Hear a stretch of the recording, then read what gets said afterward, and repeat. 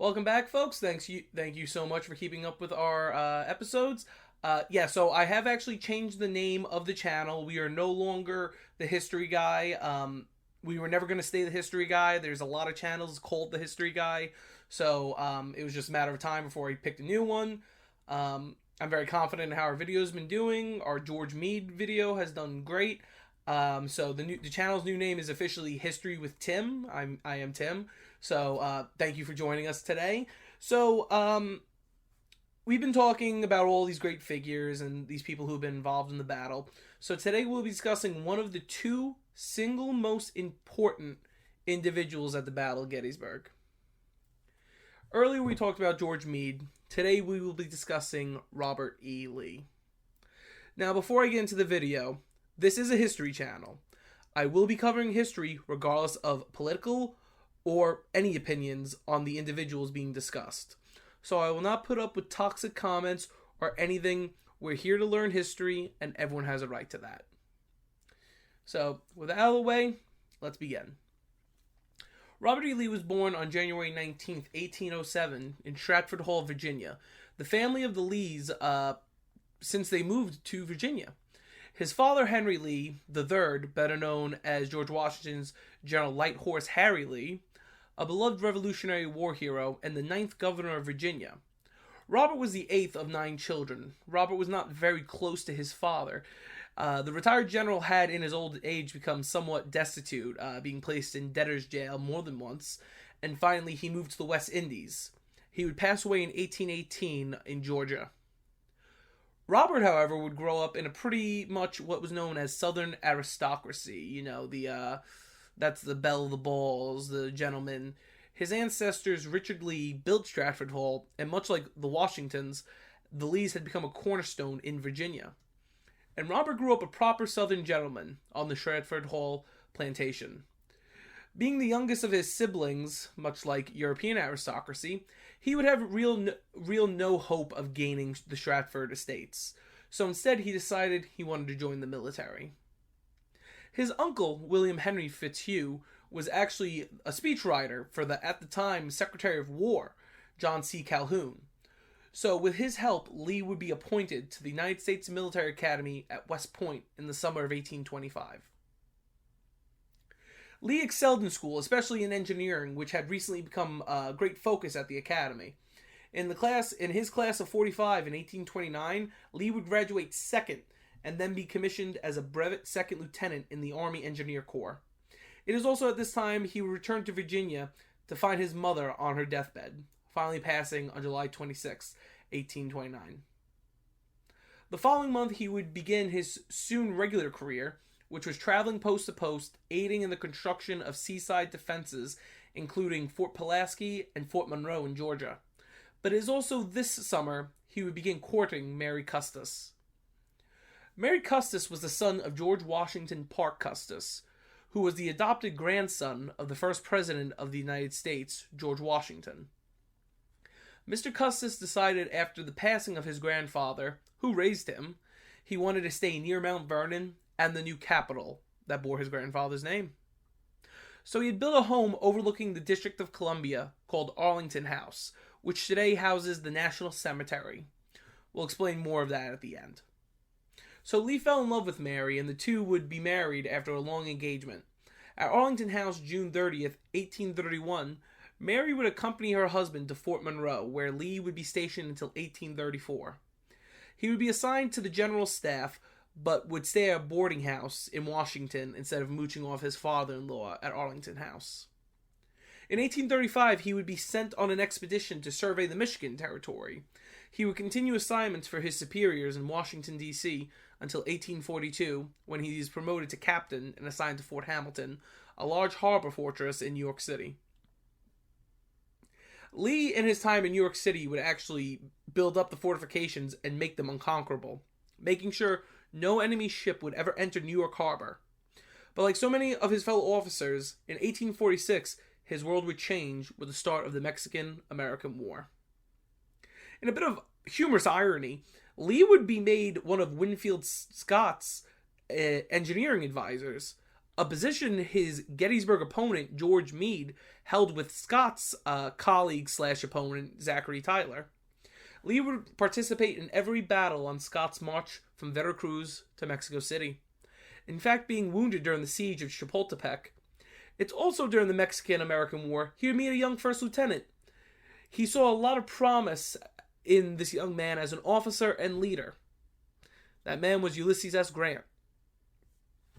After the end of the war, Lee would be assigned to Fort Carroll in Baltimore for 3 years, doing his usual surveying, but also assisting in Florida for a short period following the annexation of the state in 1845.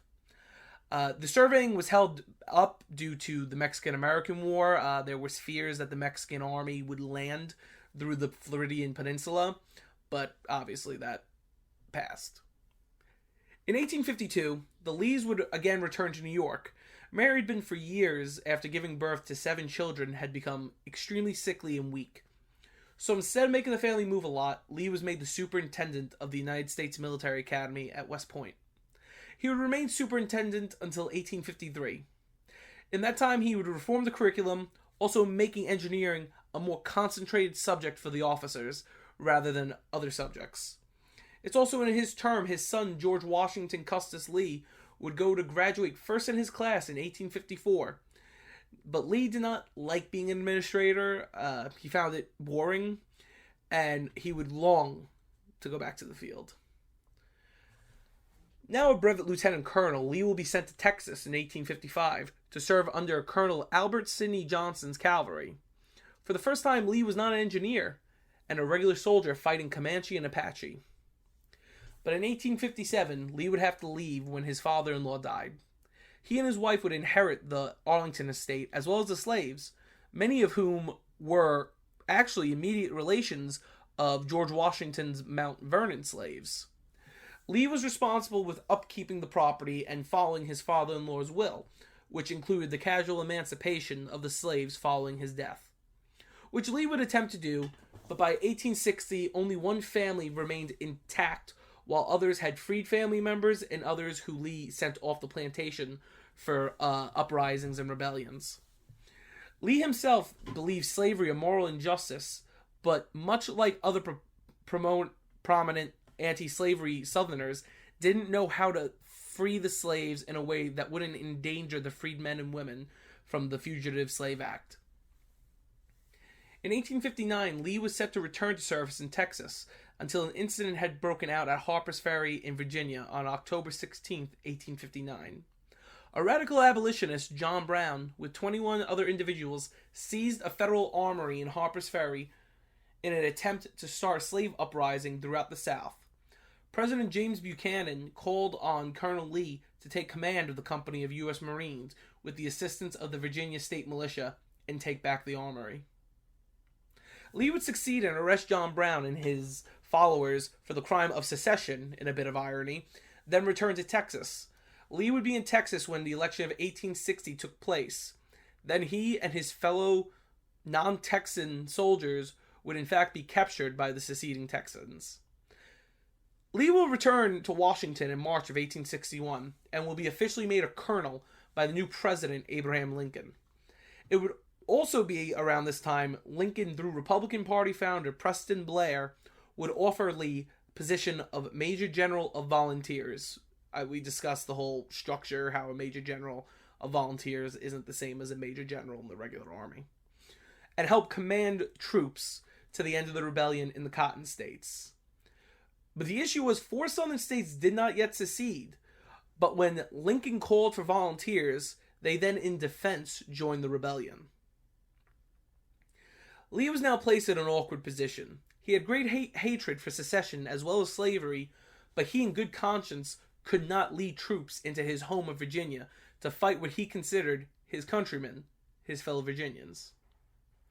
His former commander, Winfield Scott, also a fellow Virginian, tried to convince him to take the command, but Lee refused. He would then return to Arlington House, write his resignation, and then he freed the remaining slaves from the Arlington plantation, except for older house slaves who he brought with him to Richmond. There he became the commander of all Virginia forces, and would actually be defeated at the Battle of Cheat Mountain in the early stages of the war. He would then return to the fort of his first assignment in Georgia, Fort Pulaski. After another few defeats in Georgia, Lee returned to Richmond, where he became the military advisor to the new Confederate president, Jefferson Davis. He will stay in Richmond until a friend of his, who had become the commander of the Army of Northern Virginia, Joseph Johnson, was wounded fighting George B. McClellan and the Army of the Potomac in the Virginia Peninsula campaign. Lee was sent to replace Johnson. Lee quickly assessed the situation and threw McClellan out of the peninsula, regardless of having a significantly smaller force. He would then defeat the Union again at the Battle of Second Manassas or Bull Run, depending on what part of the United States you're from. After his victory there, he devised a plan to invade Maryland and win a victory to hopefully get supplies, but also to sway the Union midterm elections in the Democrat Party's favor, because the belief is a Democrat Congress would vote to end the war. He would then again meet with George B. McClellan at Sharpsburg, Maryland in September of 1862. Realizing he did not have the supplies to continue, following the Battle of Antietam, the Army of Northern Virginia would retreat south again. The North would hail this as a victory, giving Lincoln a chance to enact his Emancipation Proclamation, and the Republicans would stay in power in the House and gain a seat in the Senate, meaning the war was far from over. Lee would then defeat the Union back-to-back at the battles of Fredericksburg and the crushing victory at Chancellorsville. He then devised a second invasion of the North. So since the first 3 videos of this series do cover this subject, I'm just going to leave links for them in the bio to this video, the intro to this video at the bottom, just because we've been covering it for days now, and there's so much about Lee, and this video is already going into 12 minutes. So I will leave those links to explain, and we will pick up now after Gettysburg. So now in the retreat, Lee is trapped in the Potomac River due to the heavy rain the past few days raising the river, and Meade and his army are coming down on him. So returning to his roots, he built entrenchments on the river, so well that Meade, also an engineer by roots, would not attack. Meade would receive much criticism for this, but his fears would be shown on later in the war. Lee would be defeated in the Bristow campaign by Meade, but would then hold Meade back at the Mine Run campaign. Now in 1864, that young man with so much potential, Lee thought, became commander-in-chief of all Union forces. Ulysses S. Grant, who had been serving the West and taking the Mississippi River from Johnston's armies, decided he would station himself out of the Army of the Potomac. Station, not command. He would leave Meade in command of the Army of the Potomac, while Grant made the overall strategy. They will then begin the Overland campaign, in which Grant and Meade will pretty much run a war of attrition against Lee.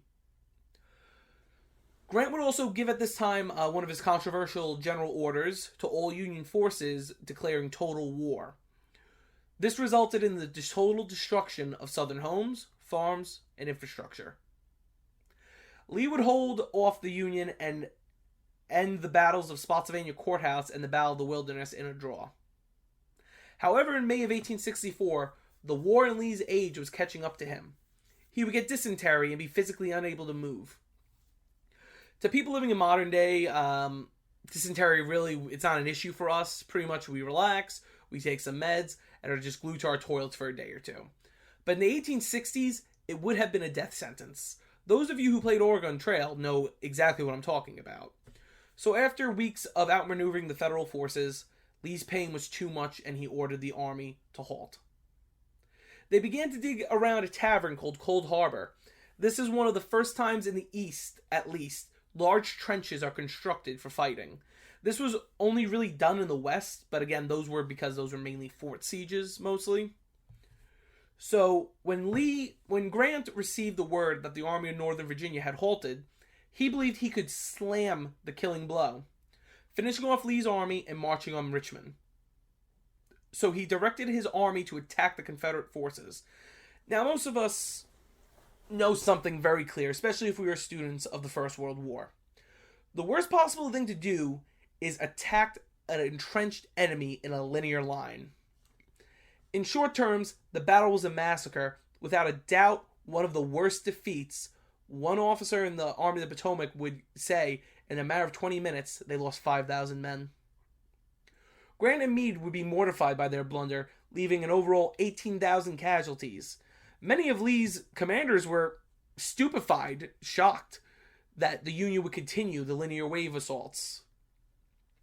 One story, at one point on the field, a Union regiment marched towards one of the trenches, and by the time they got into firing distance, the standard bearer was the only man left.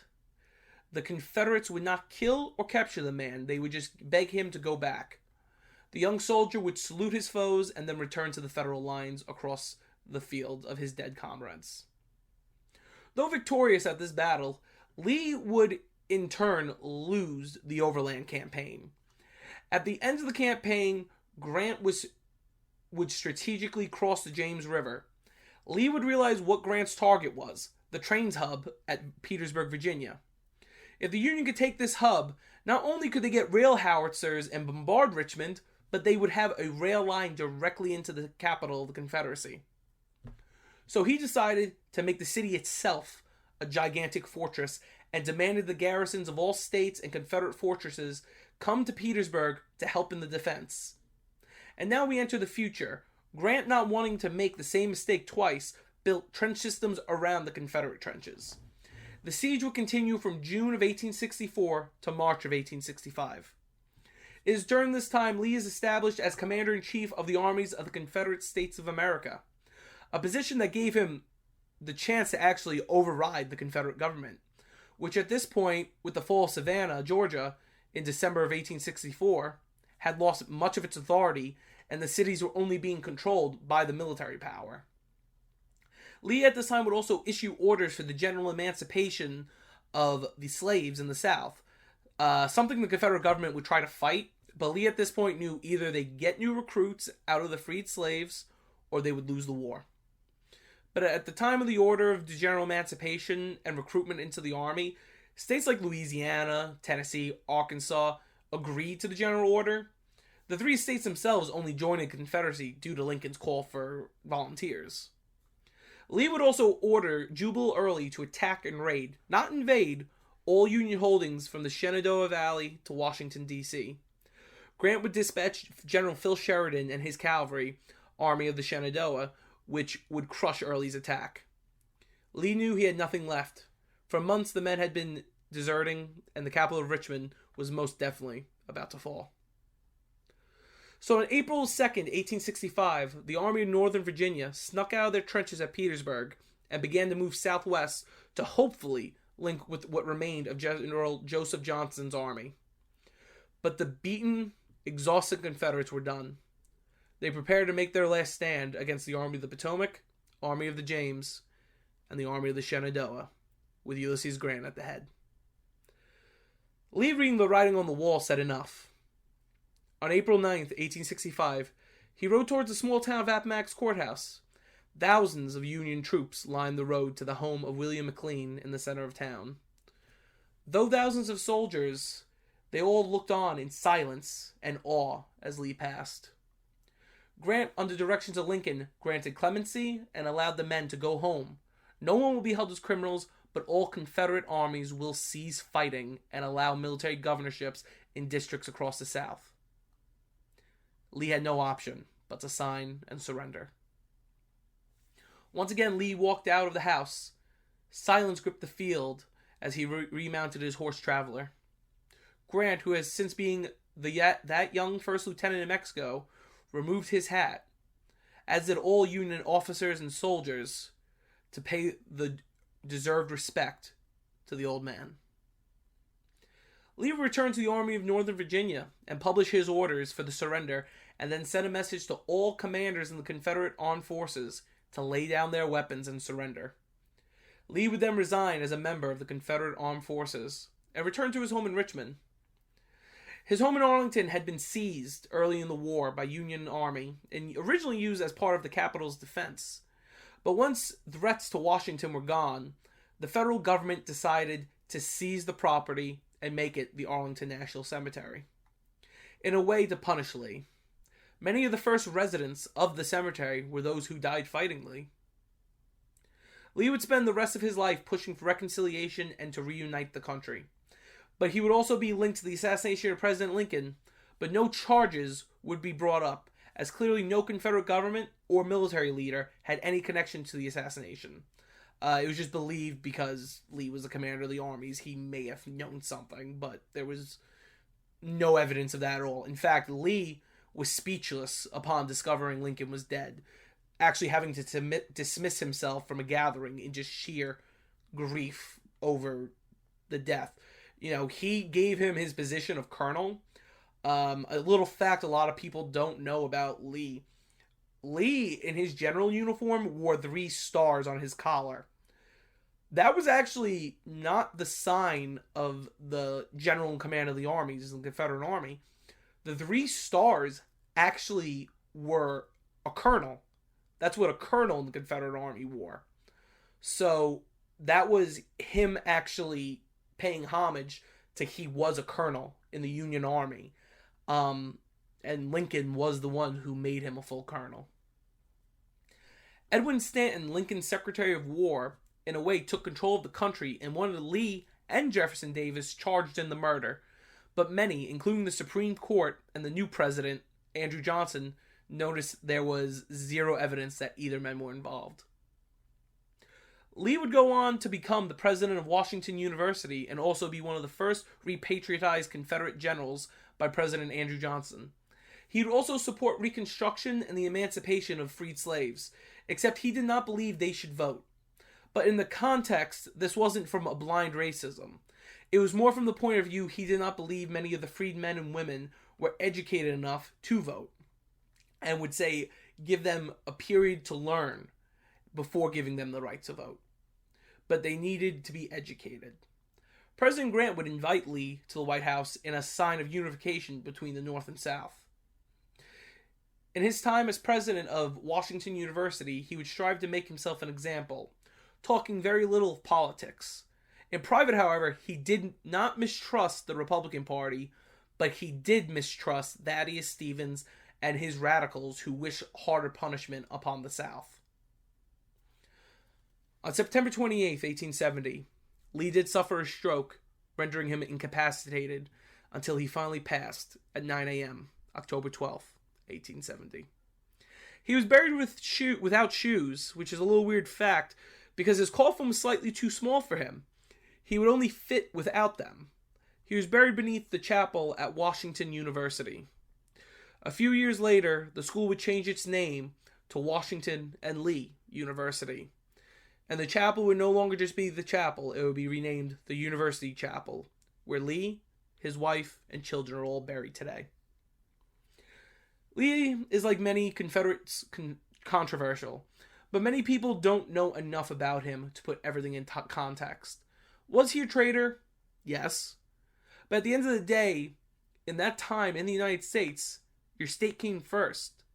The country next, as we saw when he was captured by the secessionists in Texas. He was against them and hated what they were doing. But he, in his conscience, could not fight against his family and friends in Virginia, where he believed his loyalties first laid. Thanks for watching, folks. Again, our new channel is History with Tim. Thank you so much for all the activity. It makes me so happy that you guys are enjoying the videos. I love the interactions. Please keep it coming. I will be going to Gettysburg next weekend, actually, so I will be putting up some live footage. I also may be going to the Antietam battlefield. I need to just double check with my group before I give that positive yes or no. But thank you so much for watching, folks. I really do love this channel. Again, please don't be toxic. I understand these are very controversial subjects. Robert E. Lee in himself is very controversial. I realize that. But please just be respectful. This is a history channel. I hope we as a community understand that. Thanks again. Please like, share, and subscribe. And we'll see you real soon.